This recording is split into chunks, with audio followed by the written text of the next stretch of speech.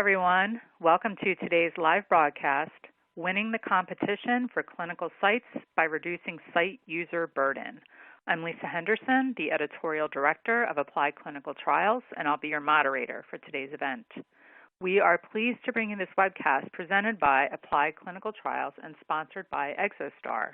I would now like to share a statement from our sponsor. Exostar's cloud-based platform creates exclusive communities within highly regulated industries where organizations work collaboratively, securely, efficiently, and compliantly. Within these communities, they build trust. 10 of the top 20 global biopharmaceutical companies and their clinical partner networks rely on Exostar to help them speed new medicines and therapies to market.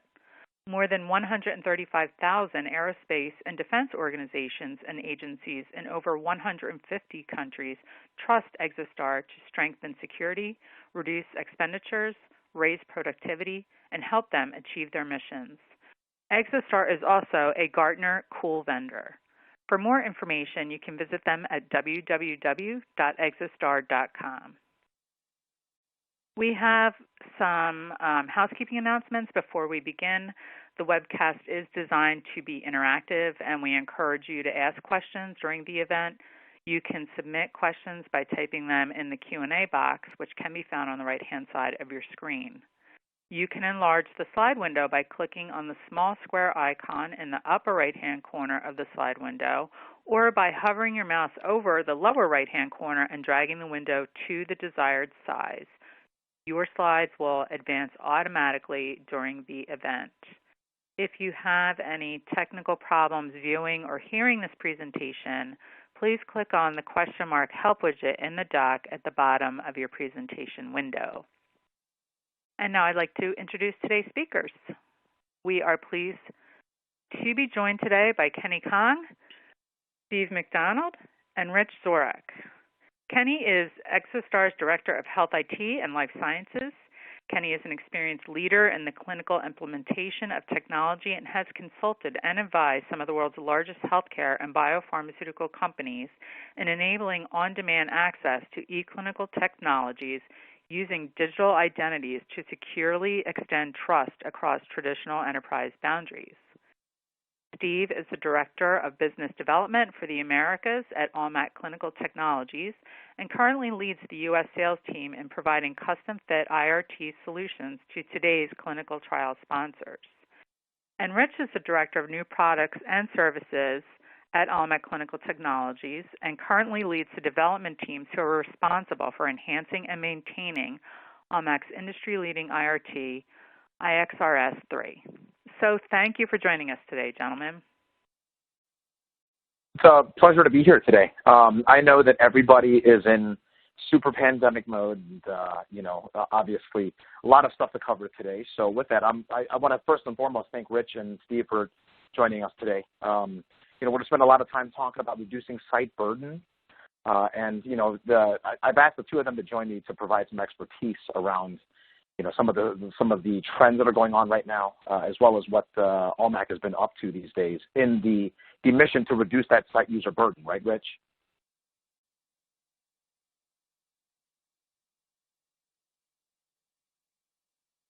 Rich might be on. Yes, Kenny. Kenny. So we have a couple topics we're going to cover today that directly tie into how we make things easier for site users and make your offering more interesting to sites to take on the trials that you would like to conduct. Right. So with that, one of the things that we talked about was making sure that this was an interactive session. So for those of you who are carving time out to join us today, death by PowerPoint, it's a terrible way to get through the next hour together. So please, we encourage you to be interactive. We encourage you to communicate with us. And with that, we actually want to start off with a quick poll to the audience. So with that. Thanks, Kenny. Lisa? So audience, as Kenny mentioned, our first polling question is short and sweet. Have you received any inspection feedback on user provisioning? And your choices are yes or no. So click on that, your most appropriate answer, and then hit submit. Have you received any inspection feedback on user provisioning? Yes or no? We'll give you a couple seconds to participate on that. And this is where we cue the Jeopardy music. Yeah, we forgot that. All right, let's take a look at those answers. So no, almost 86%. So Rich, do you want to comment on that? I do. One of the reasons for us putting this question in here is I attend a lot of audits as Almac Clinical Technologies providing software and services to the clinical trial industry. We have a lot of both pre-qualification audits and regular maintenance audits with our clients, which means that we spend upwards of 100 days a year in the various audits. And this was a more common thread that I've heard from some of the sponsor auditors that we talked to, that this seems to be one of the FDA's common things they pick on and dig into. And that's why I was curious of how much of this audience have seen some of that, have gotten some of that feedback, or have gotten more intense questioning around user provisioning. One of the topics that we're going to discuss today to talk about reducing the burden of onboarding sites and making your trials more attractive to them is getting to the ideal of getting site users to a single identity that allows them to access all the various systems they would need across their sponsors and across their trials they're doing. And that's something that would directly help with reducing the burden and potentials for inspection worries with your provisioning process. That's a really important thing, because when we talk about going into the digital age, Rich, one of the things that we hear about is that sites are being, I know the team is being burdened with technology, but some of the feedback that we've gotten is, oftentimes at the clinical sites, they're dealing with 15, 20 different applications. So when you talk about inspections and things like that, I mean, that's just got to be. How do sites find time to even support stuff like this? What are you seeing at the site level when it comes to these inspections with so many different disparate systems that they have to get into? Yeah, so it's actually a cascading effect of what occurs, right? It's not uncommon for a sponsoring pharmaceutical company of any size to have several million to tens of millions rows in their identity database that they're obviously responsible for maintaining. Who has access to what and who could do what. People tend to, some investigators work for more than one clinical site, which kind of compounds the issue. And then what winds up happening when you look at it from the site point of view is the individual may even sometimes doing studies for the same sponsor company, depending on the various clinical sites that employ them, may have multiple personas and multiple identities they need to deal with. And all of those things would obviously need to be maintained, whereas if, restricting access when it's no longer needed or increasing access depending on the individual's role on the particular clinical trial, this becomes a lot of work on the sites, it becomes a lot of work on the sponsors, and in some cases on the suite of applications that all these folks need to perform their roles. So it has impact on everyone if it's not done well.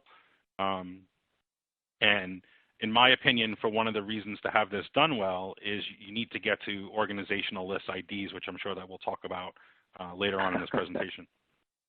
Right. And one of the things that I was having a good conversation with my former chief medical officer. He is a partner in a large GI practice here outside of the Washington, D.C. area. And he talks about it frequently in that, when they're in the middle of, running studies, when these folks are medical professionals, oftentimes they're in it to help really drive advancements in R&D. And when we throw the IT in there, that's when things get a little complicated, because you're talking to medical and clinical professionals. When you start throwing technology at them, they don't always respond well to that. We saw this in the advent of EMRs, EHRs, right? It is the digital age, and as we begin to look at technology to streamline how R&D is conducted, oftentimes we don't quite fully understand what happens at the site level. Steve, what are you hearing from the sponsors that you directly engage with? So one of the things that I always think about when there's conversations like this is a few years ago, I was at a medical appointment with my wife, and we're sitting in the room waiting for the nurse to join us, and she came in and was frazzled. She had folders under her arm. She was all apologetic. Sorry to keep you waiting. We participate in these things called clinical trials here, and what that means is I have to have 10 different logins, and I have to log into all of these systems, and I was trying to load information into one of these systems, and it took way longer than I was supposed to, so I'm really sorry for keeping you waiting. And I, knowing what I do for a living and the industry that I'm in, I reluctantly asked her, oh, what was the name of the system called, hoping to God it wasn't ours. And she said the name, and I exhaled deeply, and I said, I totally get it. That's that real world example, which was a 2-minute interaction about 7 years ago. I think about that. I can picture her in my mind every time I talk to you, Kenny, or any time we're having these kinds of discussions. One of the things that we're hearing from sponsors is just the pressure. Everybody's under a ton of pressure. There's so much work. There's so many positive advancements in clinical research, and the result of that is we want to do everything, and we want to do everything right now. And the ebbs and tides that we used to deal with back in the day in this industry are pretty much gone. It's red line all the time.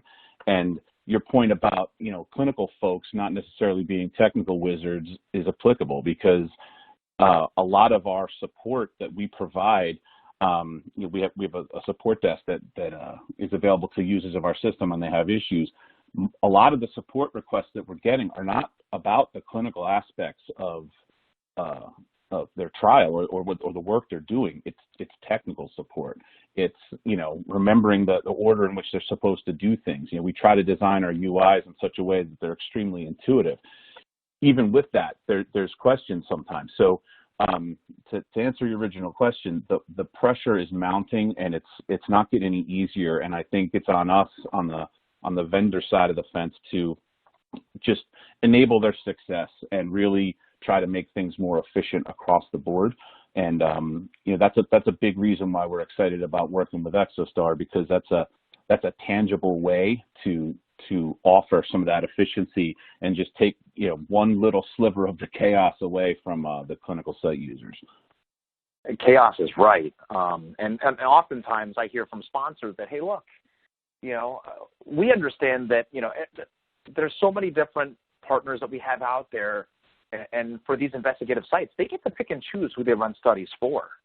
So what's the mission to become that partner of choice? How can we make it easier and alleviate some of that burden? So in very many ways, I'm also interested in understanding a little bit more about what you guys have going on with the Simplify platform, because the name is simplification, right? That's really what we want to strive for. Can you talk to us a little bit more and share some more detail to the audience about that Simplify platform? Certainly.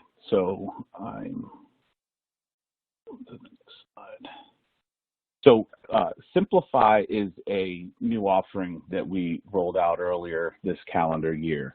To that end of simplicity, pun intended, and that the reducing the burden on site users that we're talking about, earlier on, before our systems even get to the site users, there's a lot of work that goes into getting the systems ready and building them to match the protocols and to be deployed out at the site level. So one of the things, the whole theme of the last couple of years for us, and not just us, I believe the whole IRT industry, has just been usability and a better user experience. IRT market spent 10 years ago, spent a lot of time focusing on the technical aspects of how do we build these systems more efficiently. And I think in the last couple of years, it's been more about, okay, now that we've got that down and we understand how to build things a little bit more efficiently, how can we make it easier for people to work with us? I mentioned before, clients are under huge amounts of pressure. They recognize that IRT is necessary for a lot more of their studies than maybe was the case 10, 15 years ago. And their time is precious, and the IRT acumen at these different companies varies pretty significantly.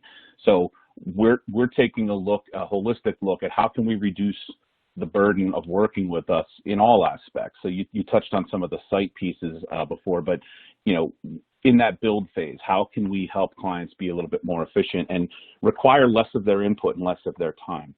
We took a look at, as the slide says here, about 3,000 protocols that we had worked on, and tried to synthesize out what are the common elements. That's how we kind of build our core systems and decide what technical functionality we need to have. But as we were doing that, we're recognizing that the requirements process that results in that technology, that needs to be streamlined as well, for all of those reasons I mentioned before about varying IRT acumen and how much time people have to be spending with us. So when we moved down the path of developing the solution that ultimately became Simplify, it's not just a technical solution. This is not a configurable system, which are very common in our industry. It's a combination of the technology and then the process or the software development lifecycle that we utilize to deliver that technology. That's hugely important. Yeah. Right. Please, go ahead. And no, I was going to say that as you look through that, right, because there's always finding that fine balance between, hey, look, customize. Sometimes when something is a little too customizable, you don't even know where to start. It's walking into a buffet line with 50,000 different entrees, right? You literally don't know what to do.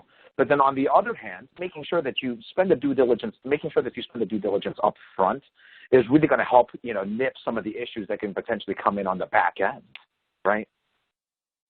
100%. And you use the word balance, which is exactly, I feel like, we're frequently on a tightrope. We're being pushed for cost, we're being pushed for time, but hey, we also want the most custom thing you've ever done. Well, which is more important to you? Is it I want the lowest price, I want the fastest timeline, or I want the lowest budget? Right. So finding harmony there and finding that point where those things all kind of intersect, we're able to give you a lot of functionality that has a lot of flexibility, but we're able to deploy it not only quickly, but without a big burden on them, the clients time-wise up front to kind of spec that out. Your buffet example is accurate. There's a lot of things an IRT provider can do nowadays. If the client doesn't have any notion of what they're looking for or how they want that to be set up, it's hard for us. It takes time to glean all that out, and that's time that these folks don't have. So we want to try to help start them off on second base and be able to come to the table with, here's what we believe that you need. You agree, right? All right, great. Now let's talk about the custom bits that you may want to add on top of that. But we want to be presenting much more of a recommendation than a what can I do for you today kind of a mentality. Right. So this is just one last slide about Simplify, and it kind of illustrates the points that I was trying to make. So for us, we are in control as the IRT vendor of how long it takes us to build the system and test the system, validation, all that kind of stuff. So that's that middle 3 to 4 week period.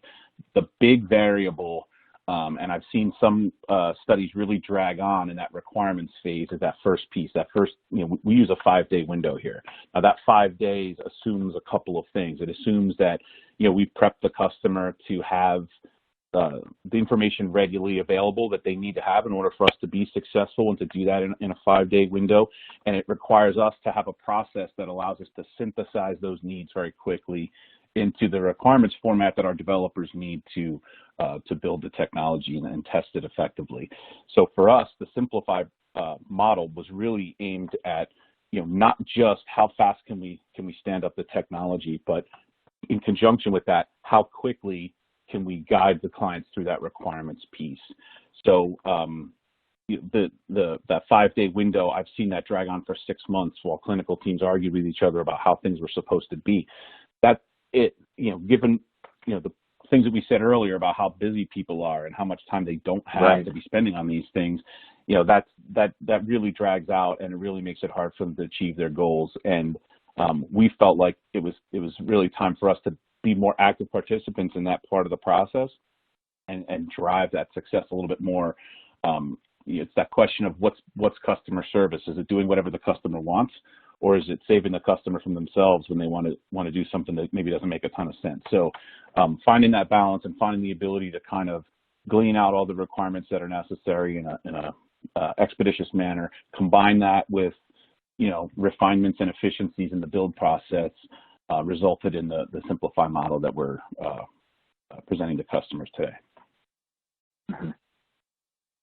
Right. So the other extension of that. Go ahead, Rich. Yeah. Go ahead, with Rich. what Steve was just saying is,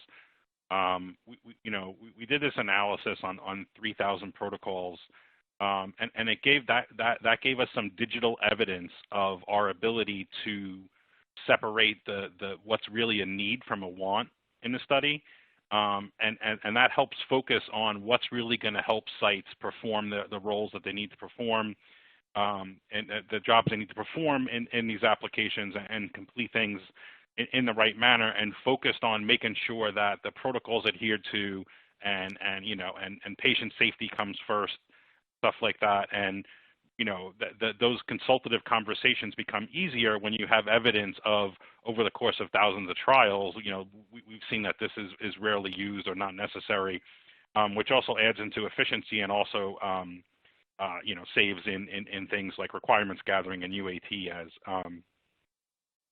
as Steve mentioned, and then also makes for a smoother user experience for the site users when they're actually committing the various site visits and other IRT type transactions.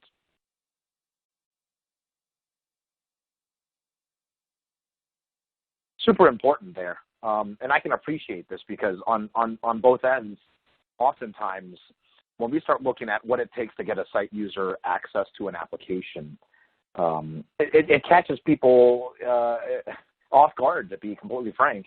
We talk about, the different tools that we can use. From an Exostar perspective, I think we try to focus on it, albeit in a very, very limited scope. But we really try to focus on this as, how do we take any technology, for that matter, and put it at the fingertips of the site user as quickly as possible. And I'll use our friends over at Roche. We work with them. We've been working with them for quite some time, and one of the issues that we heard from them was, traditional access management. If you put yourself at the site level, and we're going to use Dr. Rich Zorak as the world's leading oncologist, right? Rich, that's you right in the middle, and that's your computer monitor with all those little Post-its. When you get recruited by Roche to begin working on a study, all is fine and dandy. What happens? You get onboarded as a site user, and Roche will take care of everything. Roche will likely, give you single sign-on access to all of those application vendors on the right. May it be, site payments, central labs, or, IRT systems, what have you. In that parallel, this all works fine and dandy. There is a Rich at, Roche.com identity that is given to Rich. And now you can, use that one account to access all of those applications on the right-hand side. But we know that it's not that simple. Because, again, Rich, you're the world leading oncologist, so chances are you're probably working with more than just Roche. So, given that you're a hot commodity, and it's competitive right now for a lot of sites, right? For a lot of these investigators that are being recruited to work on studies, the problem begins to compound and grow exponentially. So not only does Roche have a Roche.com identity, now Merck is recruiting him, onboards him into the Merck domain, and gives Rich a Merck.com identity, and the problem replicates itself. We see this as a lot of vendors on the right-hand side, like Allmac, doing what they need to do to try to simplify the onboarding experience, the user experience with sites, the sponsor experience, and configuring studies. But at the site level, we haven't quite gotten a chance to address that. And now all of a sudden, we've got Rich in the middle there, with a Rich at Merck, Rich at Allergan, Rich at Amgen, Rich at AstraZeneca. I think you folks know where I'm going with this. This becomes a little burdensome. It's the same doors, but you're given 6 different keys to that same door every single time.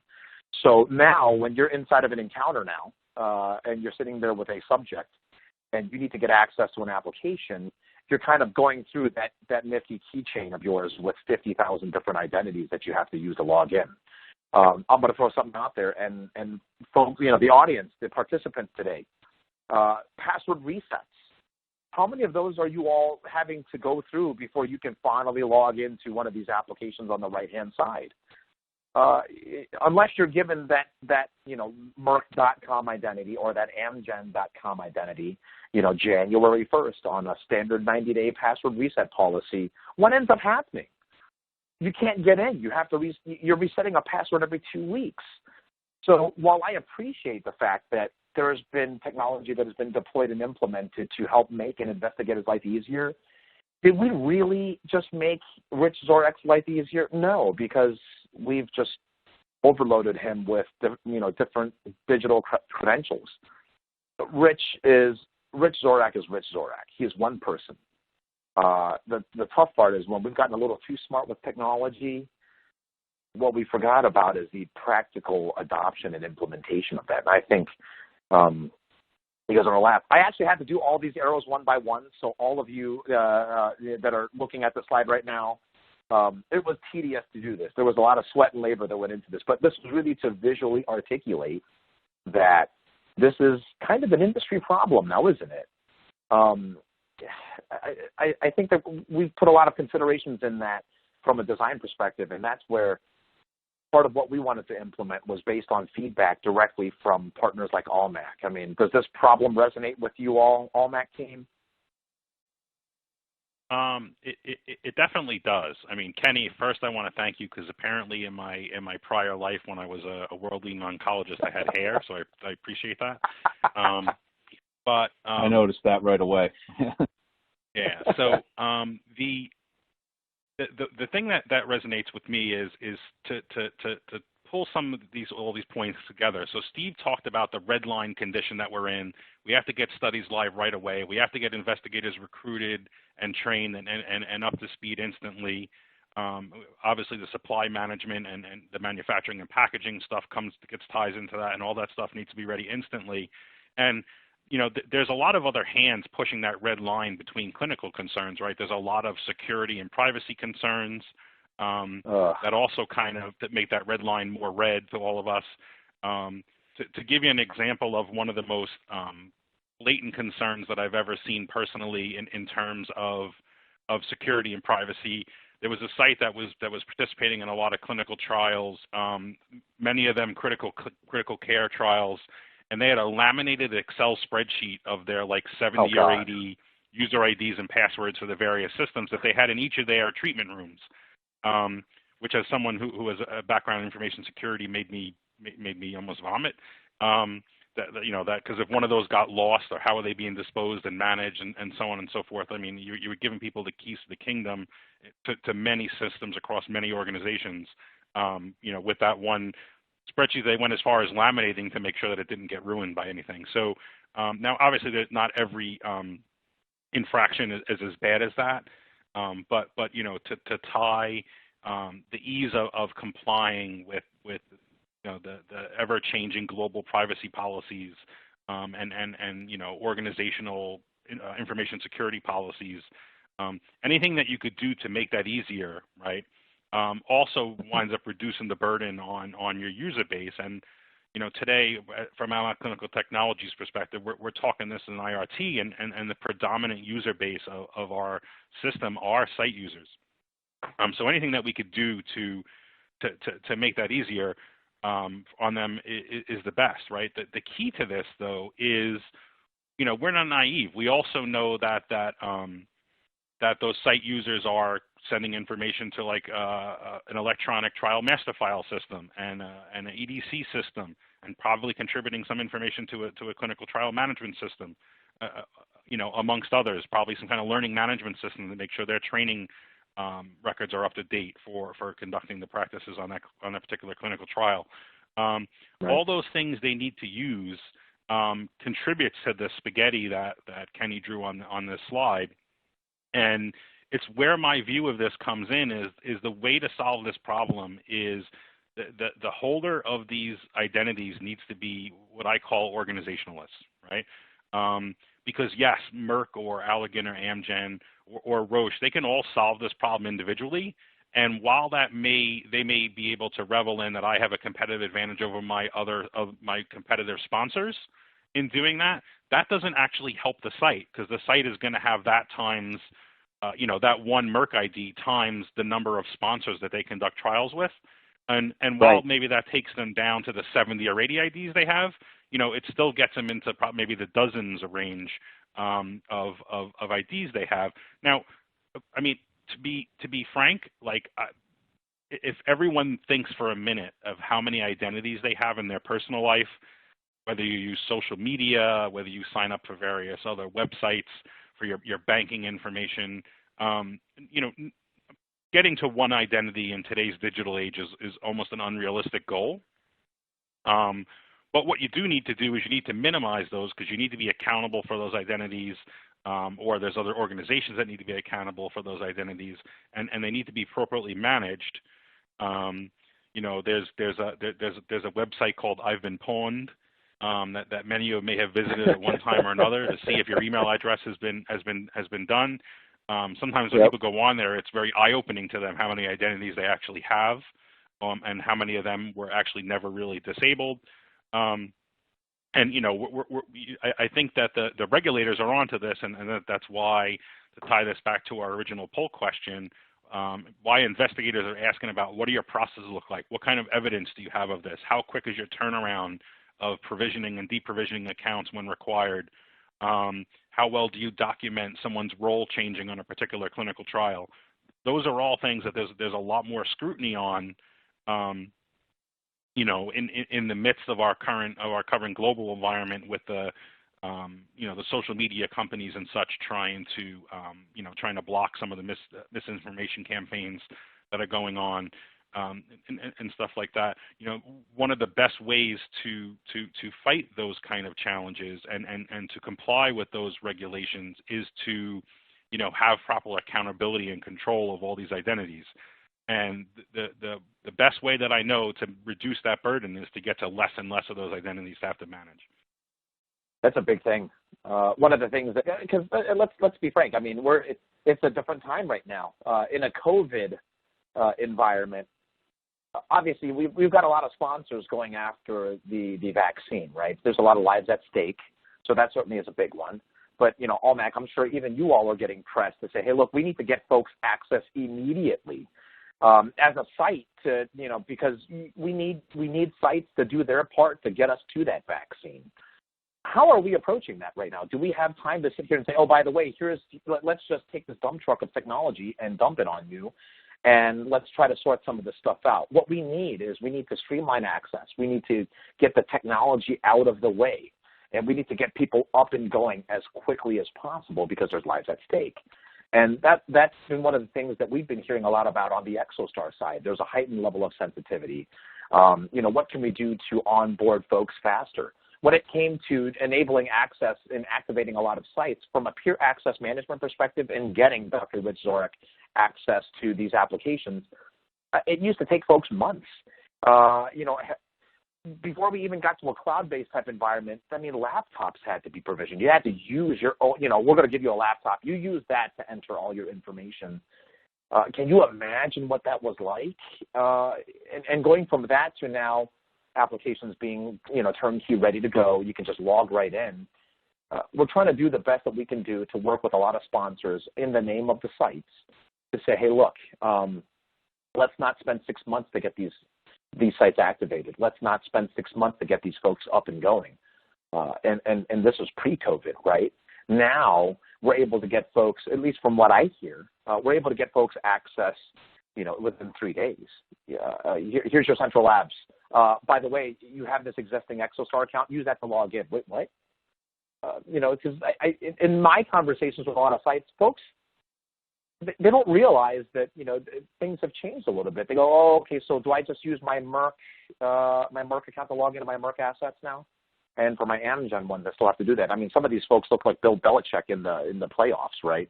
They've got this massive binder of logins that they have to, it looks like a playbook, essentially, to log into all my Merck studies or to log into my Biogen studies or my Roche studies. Here's my Bible of logins for me to gain access. And that's where I think part of the partnership and part of what I really wanted to highlight was that, for a lot of those folks working at the site level, the game is changing, team. Gone are the old days because, look, Dr. Rich Zorek is Dr. Rich Zorek. he is the world-leading oncologist, and that hasn't changed for Merck, Allergan, Amgen, or others. So for you all that are sites out there, we all know who they are. How can we make your life easier? And that's really what the intent of this is. Steve, are you hearing anything from sponsors around, or better yet, what type of pressures are you seeing to quickly spin up studies, especially in a COVID environment? Yeah, so necessity is the mother of invention, right? So we, we were in pilot phase for Simplify, December, January timeframe, and we said to ourselves, look, we have a very controlled method we're going to follow, and we're going to do a couple studies with some, selected customers and make sure we burn it through and make sure that it's meeting our objectives. And then, COVID hit, and it was like, hey, and we hadn't even officially launched advertisements or anything like that yet for Simplify. It was still very much, in that pilot mode. And we had a sponsor, we actually two, but one in particular comes to mind that called up and said, we need this live in a week. Now, this is a sponsor who's got 20 years worth of standards that they make us implement. They've got all these integrations that they want us to do on the spectrum of, easy to complicated. They're definitely on our complicated half of that spectrum, if not, pretty far to that side. And they were basically hat in hand. Look, we got to get this live in 8 days from today and start shipping drug out and enrolling. It's that critical. And this is before we even knew a lot. We just knew what COVID was for a couple of weeks at this point. So, it was an opportunity to, hey, look, we have this model. A year ago, we wouldn't have been able to help them really, but we were able to kind of say, hey, we have this new thing that we're working on. Here's what it looks like. Does this appeal to you? And again, these guys who are married to their standards were willing to forego a lot of things that they normally do. And they got the study up. We got it live in 6 or 7 days. They started enrolling patients. Fantastic. The postmortem time of that was kind of like hey, we just gave you exactly what you needed without all those other things that for 20 years we've been asking you about, and you tell us, no, we definitely still need those things. Is it time to have a conversation about that and streamline what it is that you're doing day to day? And it actually forced them to have that conversation. There's some clients who have preferences, and then there's some clients that have lockdown standards that we cannot deviate from. And what we're seeing is, because of COVID and because of that pressure, they've had to make some tough decisions without any time to deliberate or talk themselves out of it. They were very decisive, and I think it's changing how we approach some of these things. I was on a call this morning with another customer who's got very detailed, very labor-intensive standard things that they want us to do, who's wanting to set up a meeting to have a conversation about, maybe we don't need all these things. So that our pushback as a vendor has always been, are you sure you need all this stuff? You're asking us to do some pretty complicated things pretty quickly. We could make our lives a lot easier if we didn't have to do A, B, and C. No, we definitely need A, B, and C. Well, we're actually in conversations now with folks that are willing to maybe forego some of those things or update them. And, I think, you hear Rich's horror story about that laminated card. I know the scrutiny that we get from auditors about how secure things are. And if they knew that, hey, we're really secure, none of that matters if, Dr. Zorek leaves his password binder on a train or something like that, right? All that goes out the window, right. All that security that is baked in. So I believe that, beyond all of the economic impacts of COVID and all the craziness that we've dealt with this year, I believe it's actually going to, if there is a silver lining, it's going to present us an opportunity to kind of reevaluate some things and really focus on what's important. And that's my hope. Yep. Yeah. So, and now I'm going to be the annoying security guy and ask a question, right? So, so all right, so where everyone's going down this path, they're using Exostar, and they didn't get to one ID, but they're getting to less IDs, right? And then the sponsors get a lot of pressure on them, and because of global privacy policies, they start saying stuff, talking about stuff like multi-factor authentication and things along those lines. Is there a way that could be made easy for sites? No, there definitely is. We're seeing a lot of, so we're getting pretty intuitive when it comes to some of this stuff, where we have the ability to kind of be the anti-2FA almost, in that, because so let's take a step back, right? Imagine if site users, every time they had to log in, they have to use one of those tokens. It's like and punch in a pin like your ATM card. We've been advocating for streamlined ways of authentication where we can, generate a risk score because, from a security standpoint, the sponsors care about that. That's where the IP is. But we definitely don't want the site users to carry that burden. It doesn't make any sense. So in the name of making life easier, we're looking at different ways of things like passwordless authentication, to where, you get a notification, you just swipe to approve and you're logged in. Or, even from a sponsor perspective, for the sponsors, only challenge folks for 2FA if they fall outside of a certain set of parameters. So, for example, Dr. Rich Zorek is logging in from New Jersey today, and then 15 minutes later, he's, trying to log in from China. Well, we clearly know that's not him. So how do we find that balance of end-user usability without, completely hitting them with hitting Dr. Rich Zorek with more technology? These are certainly things that, that are worth considering. Now, I just wanted to catch up on a couple of things real quick. We've gotten some good engagement from the audience, but we specifically scheduled this not during lunch hours, so don't be shy to chime in with questions.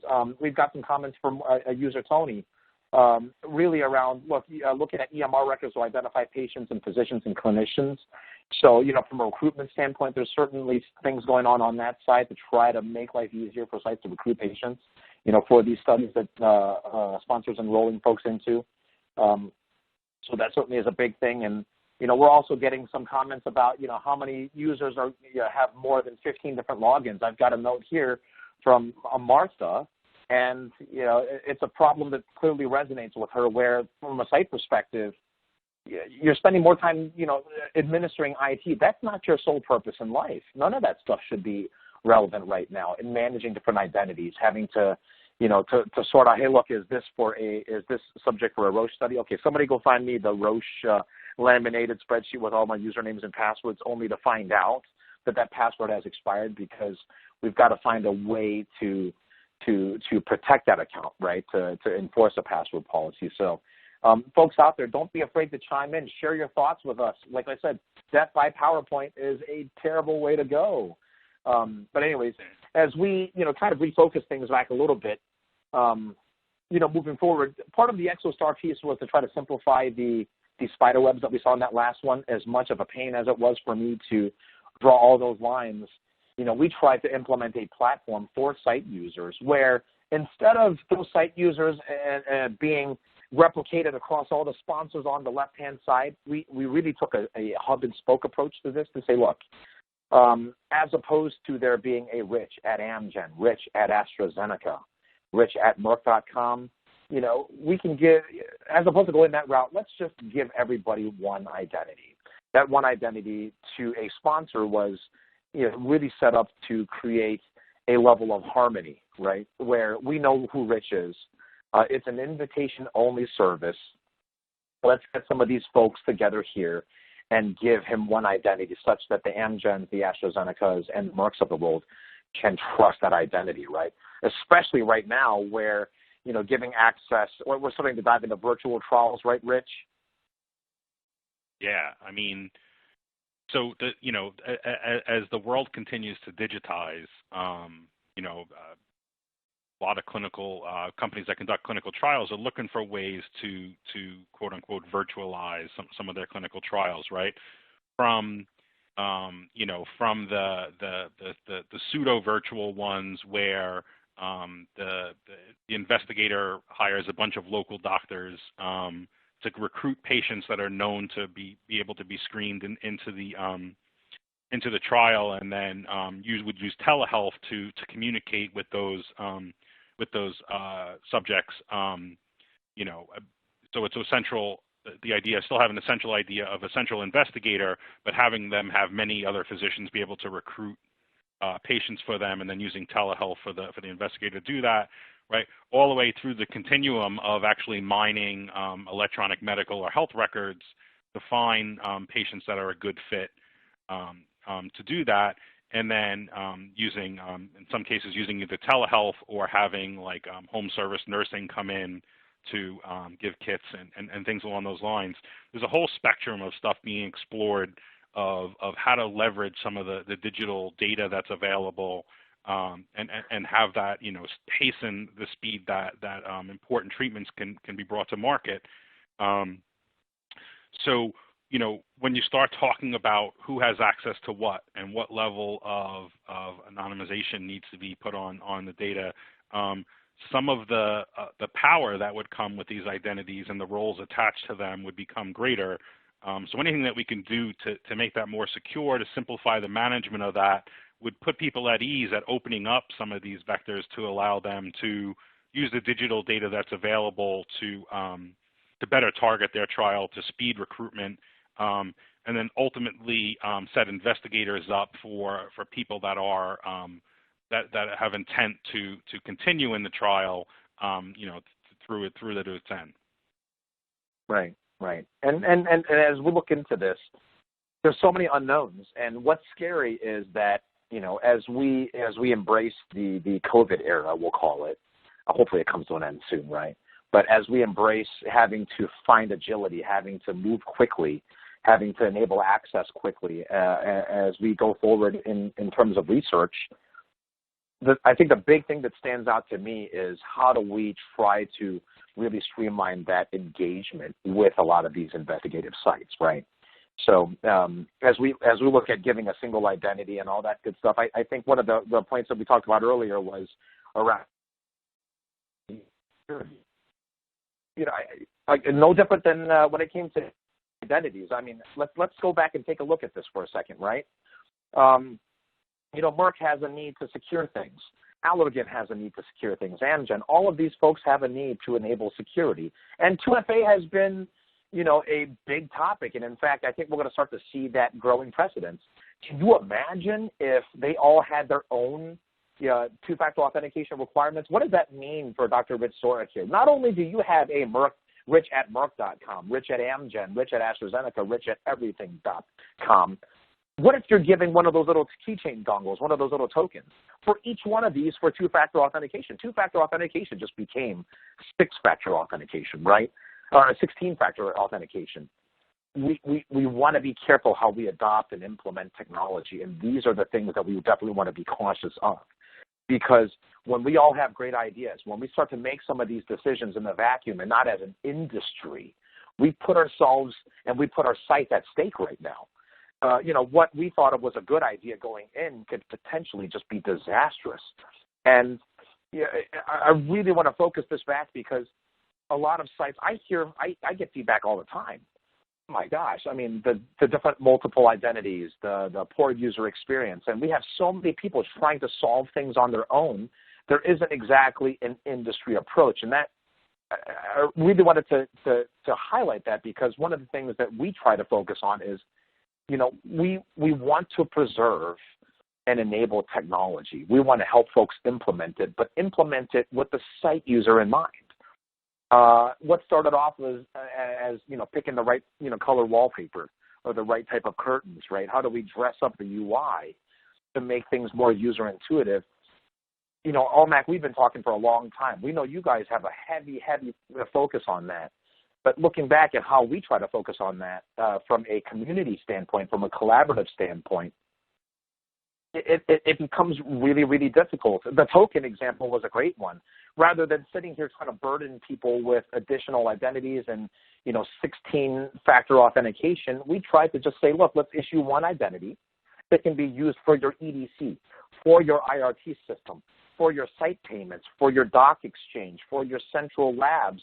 We want to issue one trusted identity, number one. But number two, if there ever was a more common need for two-factor authentication, and I know a lot of you folks on the phone are cringing with it, it is a part of the digital age. Exostar is exploring ways to partner with the Almecs of the world to say, look, as opposed to you giving them a token if needed, can we just give them one that can be used across everybody, all of these applications that they have to get access to on behalf of all the sponsors that they're working with? We have already given them one because we're trying to get ahead of that too. Two-factor authentication is not the end-all, be-all, but man, do we got to find a way to streamline that investigator experience, right? So that said, I don't want to harp too much on the Exostar, the technology pieces and stuff like that, because, I do think that, it's worth sharing with folks that, the role that Exostar plays, we're going to be looking to engage with more of our partners on this sort of stuff and work with more of the Allmacs of the world to say, hey, look, here's what's going on, here's what they're working on, but here's how some of that stuff ties back in, right? So anyways, enough about that. We've got 10 minutes left, and I want to make sure we spend plenty of time for Q&A. For those of you that are still awake and that actually did go back and get another cup of coffee, please don't be shy. We want to hear from the audience. We want to hear your feedback. We want to hear the pros and cons. We want to take this as an opportunity for you all to tell us about what you're experiencing, whether or not you're seeing some of these enhancements, or making more stakeholders across the ecosystem more sensitive and aware to some more specific needs that you all have. So with that, I'm going to turn it over to Lisa for a Q&A. Excellent. Thank you. That was very interactive. Enjoyed your interactivity in the presentation, the information that you all shared. Before we get started on the Q&A, I'd like to remind the audience how to submit those questions. You can submit them by typing them in the Q&A box, which can be found on the right-hand side of your presentation window. So I'm going to go to our first question, and it is about single sign-on. So I already have single sign-on. What's the difference with yours? Oh, man, somebody really wanted to make somebody was thinking about me. Just like I was talking about earlier, we have a lot of sponsors that, have enabled single sign-on because that was their first step in trying to focus on that end user experience, right? So it goes back to the example earlier of Dr. Rich Zorak, being the world's leading oncologist, he might get onboarded into Roche's corporate domain as an external collaborator, as a PI, and is given a Roche.com identity for a single sign-on. You're not alone. Many people have single sign-on right now, but the difficult thing is everybody has too much single sign-on, right? It's like more cowbell, more single sign-on, more identities. Oftentimes what we see is at the site to sponsor level in that relationship, you're right, you do have that type of a single sign-on. But I want to be clear, that is not an industry cross-sponsor federated single sign-on. That's only single sign-on between you and sponsor A or you and sponsor B. But by the time you add all that back up, I don't know how many sites out there work with more than one sponsor, but the more sponsors you work with, the more single sign-on you have. And that's where the problem gets exacerbated, right? So ours is a little bit different in that it's recognized by the entire industry. It's single sign-on across all your sponsors, not just between you and sponsor A. It's a good question, though. Yeah. There's a good follow-up question to that. So how many sponsors have adopted single sign-on with Allmac IXRS using Exostar IDs? Man, if you all are currently using IXRS, yeah, chances are you work with Exostar already. Go ahead, Rich. Yeah. So, for the clients that we're working with on this, right? In many cases, in almost all cases, in the ones that we've seen so far, this is not like a protocol by protocol decision. This is what I would call more of an enterprise decision. If we're going to go and we're going to use single sign-on with Exostar, they tend to roll it out to all of their studies across all the various systems that are capable of doing so. So there's a number of changes both on the process side and technology side around doing that. So we're in process of working with several. We have one that is currently live in production. We have two others that are working out some of the provisioning details of how to get accounts and make sure they get connected to the right roles and stuff like that, because there is some changes in the way they do that on their side. Like any enterprise change, right? There's a lot of moving pieces to kind of pull together to make this all happen. That we have some people, like I said, we have one sponsor that is all in and is going to do this on all their existing studies and studies going forward. And then we have two others that are in the works for a similar type of thing. And in those cases, we're just working out some of the process details to make sure that everything's connected on those. So we have one ready, we have two coming in short order, and then we're in various levels of discussions with several others. the value of having an Exostar ID grows with the number of potential connections it has, and we're trying to add to that ecosystem by making more of those connections. Excellent. Thank you. So let's see, our next question. How do you generally find the experience of IRT requirements gathering? Yeah, I'll take that one. I think that it's evolved pretty significantly over time, and it's evolved for two reasons. Number one, the capability of IRT systems has grown pretty significantly, and if you think about it, the more things you want the system to do, the more you have to document how and when and why and where they do those things, right? So the number of requirements has increased. The other piece of that is something I touched on when I was talking about the slides earlier is, what's the expertise level of the people we're dealing with, and how much time do they really have to spend with us? So I think generally, to answer the question directly, we find that the experience is cumbersome, and I think that is what we focused a lot of our efforts on when we were rolling out this new model. Is we recognize that the ability to continue to use something that's generally viewed as a cumbersome experience, those days are gone, right? So we had to streamline, and we had to figure out a way to maximize the amount of functionality that's spec'd out and delivered, while also minimizing the effort it takes to do that. So I think that it's an evolution. It's a work in progress. Much like the user provisioning example that Rich gave, a lot of people are interested in that. Not a lot of our customers are set up to be efficient in that phase.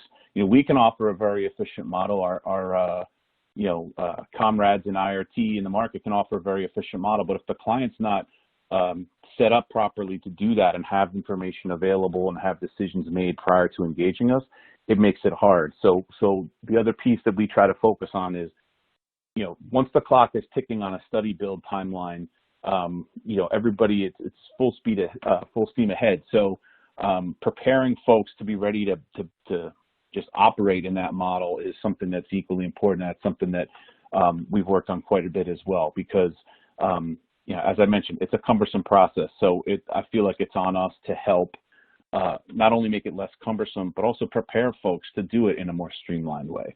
So good question. Great, thank you. So this is not a question, but I'll just read it. Site personnel managing multiple studies can lead to query aging due to not having enough time. Can you share some insights on helping sites with that?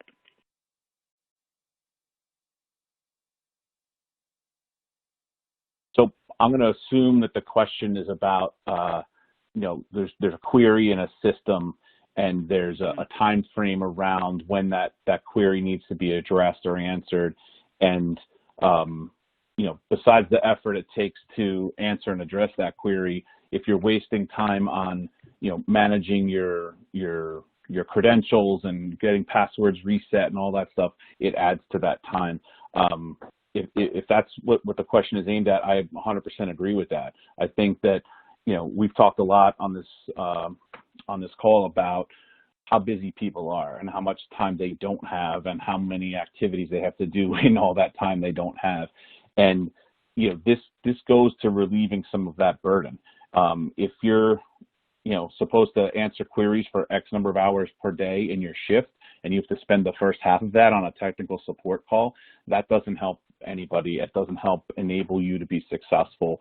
And that's what Exostar is trying to alleviate and eliminate, and partnering with suppliers like ourselves to help, just kind of broaden their reach into, more vendors that they can help support in that model. So to me, the way to help with that is something Kenny discussed earlier, is try to take that burden away from those folks altogether, and make sure that whoever you're working with, they have an easy way to interact with them, so they're not wasting precious, query response time on technical queries. Yeah, and just to take another view of what Steve just shared. So from a data management perspective, right, sometimes, you know, sponsors that are using risk-based monitoring will, you know, this is one of the triggers they're looking at is how long are those queries sitting out there in the sites, and how responsive are they being, and which might trigger more monitoring visits, which also would increase the amount of time and exasperate the kind of the challenge that's being expressed here. I'm taking this question as kind of a data management query, as something that we raised in EDC. You know, that is something that needs to be addressed.